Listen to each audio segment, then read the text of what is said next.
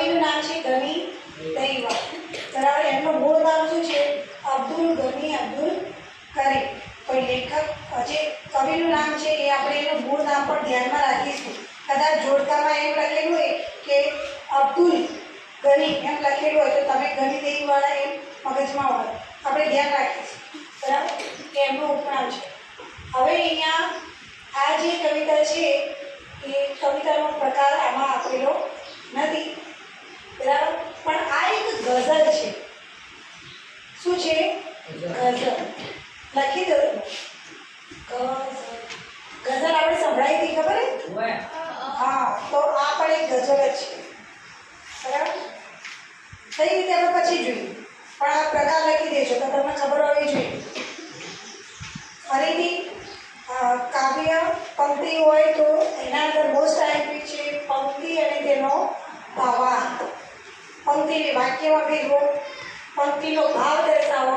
હવે તમને આ પંક્તિ આપેલી પાછળ વહેતું આવે જીવન આગળ આગળ નથી, તો એમાં પ્રસંગ કે પંક્તિનો ભાવ દર્શાવો. આપણે પંક્તિનો ભાવ દર્શાવો એટલે કે અર્થ આપો, બરાબર. ગદ્યમાં ફેરવો, પાઠમાં ફેરવો, વાક્યમાં ફેરવો, આ બધું જ એનો અર્થ બતાવે છે. એટલે પ્રશ્ન અલગ રીતે પૂછ્યા પણ આપણને ખબર હોવી જોઈએ કે પંક્તિ આપેલી તો એનો અર્થ લખવાનો છે, અને અર્થ આપેલો છે ત્યારે શું લખવાની? પંક્તિ. હજી ત્રીજી રીતે કઈ રીતે પૂછાય? અહીંયા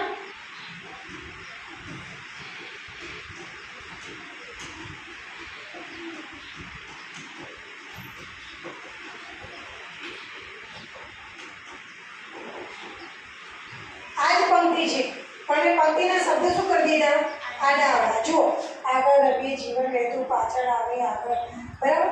તો મેં પંક્તિના શબ્દોના આડાઅવળા કરી દીધા. તો પરીક્ષામાં એમ પૂછાય કે પંક્તિને યોગ્ય રીતે શબ્દો ગોઠવીને સાચી પંક્તિ બનાવો, અથવા તો સાચી પંક્તિ લખો. તો એની સાચી પંક્તિ કઈ છે? પાછળ વહેતું આવે જીવન, આગળ આગળ રવિ. તો એના માટે આપણે શું કરીશું?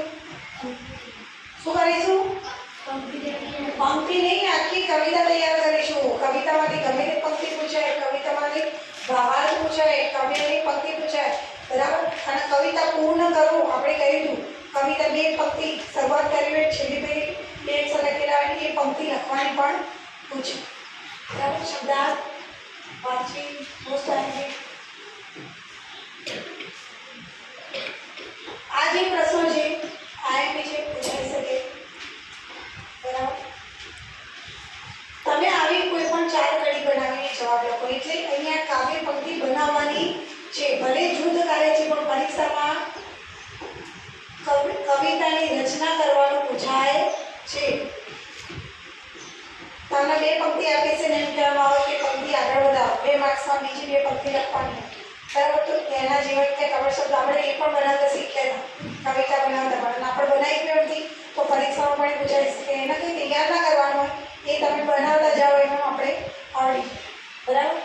ચલો, અહીંયા બંધ બેસતો શબ્દ કાવ્યમાંથી શોધીને લખો. એટલે કહેવાનો મતલબ કે અહીંયા જે શબ્દો છે બાળકોને લખોટી, છાપો, સિક્કા વગેરે એકઠા કરી ખૂબ સાચવવા ગમે. તો જો અહીંયા આવ્યું શબ્દ સમૂહ, પણ એકઠા કરીને સાચવવું એટલે શું થાય?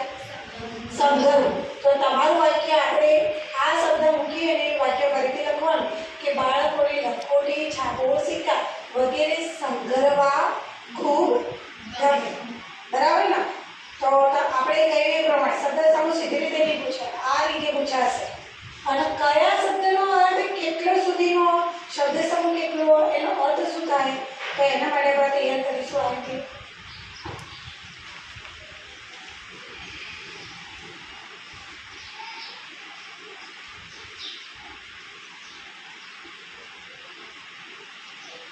પૂછાઈ શકે એને એટલું બધું. ચલો, આ ખાસ સ્વરચિત કાવ્ય પંક્તિ ઉમેરો. મોસ્ટ આઈમ્પી મેં હમણાં જ કહ્યું, કવિતાની રચના કરવાનું પૂછાઈ શકે છે. સાચો વિકલ્પ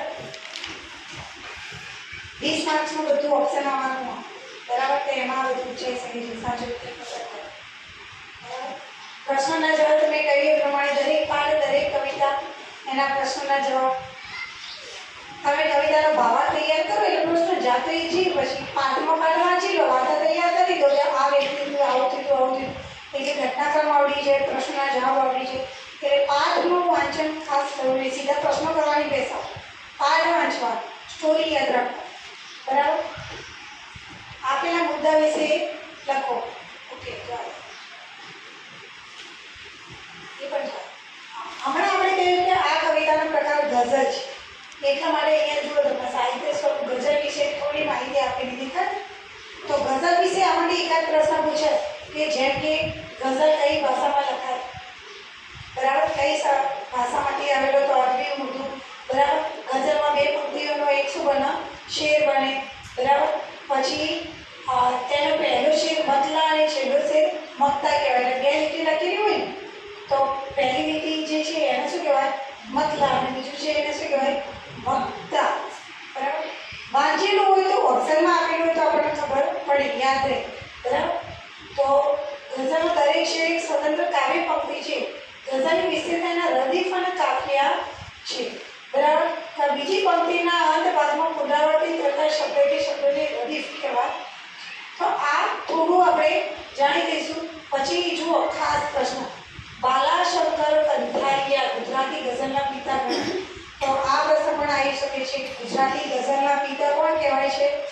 બાલાશંકર કંથારિયા, બરાબર. તો આ વાંચી લેવું. ઓકે.